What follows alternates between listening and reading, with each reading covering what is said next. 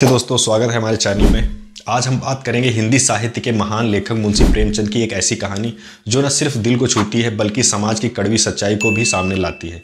जी हाँ, हम बात कर रहे हैं उनकी मशहूर कहानी कफन की।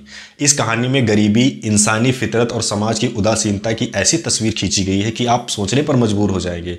तो चलिए शुरू करते हैं इस कहानी की यात्रा। कफन की कहानी दो किरदारों घीसू और माधव के इर्द गिर्द घूमती है। एक बाप है और एक बेटा है जो बेहद गरीब हैं।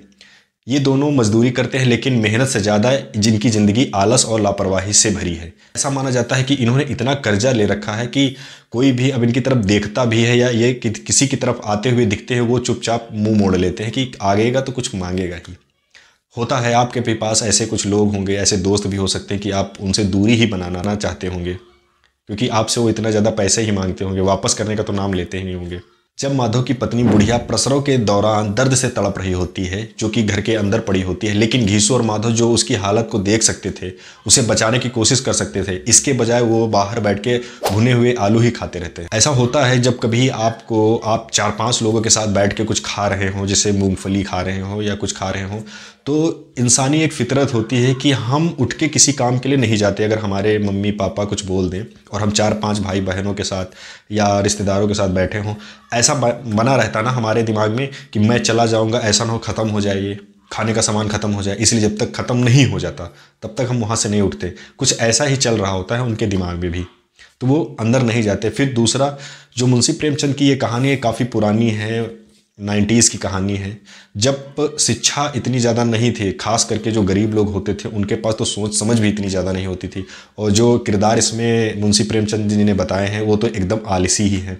उनको बस ये चाहिए कि किसी तरह अपना हो जाए बस। इस तरह से इस कहानी का सबसे मार्मिक पहलू होता है इंसान की संवेदनशीलता को उजागर भी करता है ये, क्योंकि जैसे जैसे कहानी आगे बढ़ती है बुढ़िया की मौत हो जाती है। अब घीसू और माधव को उसके कफन और अंतिम संस्कार के लिए पैसे चाहिए। गांव वाले उसकी गरीबी देखकर चंदा इकट्ठा करते हैं। हालांकि लोग इतने तो सेंसिटिव होते ही हैं हमारे समाज में कि अगर आपने उनके साथ कितना भी गलत किया हो, आपके ऊपर कोई भी प्रॉब्लम आती है तो थोड़ा बहुत आपकी मदद करते हैं। उस दिन ऐसा होता है कि गांव वाले बुढ़िया के लिए कफन के पैसे इकट्ठा करके देते हैं। पैसे इतने ज़्यादा हो जाते हैं कि अगर हम कुछ पैसे खुद के लिए खर्च कर ले, कुछ खा पी ले, जो भुखमरी से पीड़ित हैं, कुछ खाने को नहीं ढंग से मिल रहा है, तो तब भी हमारे पास कफन के पैसे बच ही जाएंगे। कभी कभी होता है कि आप बाज़ार गए हों और आपको पैसे दिए गए हों लेकिन उसमें लग रहा हो कि 10, 20, 50 रुपये ज़्यादा हैं, तो ऑटोमेटिक आपके पैर होटल की तरफ या कुछ ऐसा जहां अच्छा खाना मिल रहा होगा या खाने का मन कर रहा होगा जिस चीज़ के लिए, उधर ऑटोमेटिक चल देंगे क्योंकि आपको पता है कि हमारे पास एक्स्ट्रा पैसे हैं। वैसे ही कुछ इनके साथ भी होता है। ये चले जाते हैं शराब खाने में और खूब पैसे उड़ाते हैं, नशे में डूब ही जाते हैं ऐसा कहते हैं। उसके बाद जब पैसे खर्च होते हैं तो ये आपस में बात करते हैं कि मृत बुढ़िया को कफन की क्या जरूरत, अब तो वो मर चुकी है, अब वो महसूस थोड़ी ना कर सकती है। यहाँ प्रेमचंद गरीबी के साथ साथ इंसानी स्वार्थ और नैतिक पतन को भी दिखा रहे हैं। दोस्तों, कफन सिर्फ एक कहानी नहीं बल्कि समाज का आईना है।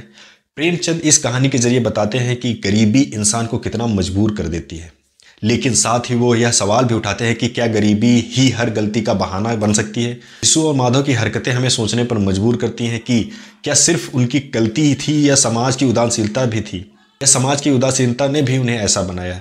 यह कहानी हमें अपने आसपास के लोगों के प्रति संवेदनशील होने का संदेश देती है। प्रेमचंद की खासियत यही है कि साधारण शब्दों में गहरी बात कह जाते हैं। तो दोस्तों, यह थी मुंशी प्रेमचंद की कहानी कफन, एक ऐसी कहानी जो हंसाती नहीं बल्कि सोचने पर मजबूर करती है। आपको यह कहानी कैसी लगी? यह उनकी सबसे बेहतरीन रचना होगी। अगर आप पढ़ते होंगे तभी तो जान पाएंगे ना, क्योंकि अब तो बुक से पढ़ने का समय ही चला गया, सब ऑनलाइन हो गया। प्रेमचंद की ऐसी कहानियों के बारे में जानना चाहते हैं तो चैनल को सब्सक्राइब कर लें और हमारे साथ जुड़े रहिए। अगली वीडियो में हम आपको बताएंगे एक नई स्टोरी। धन्यवाद।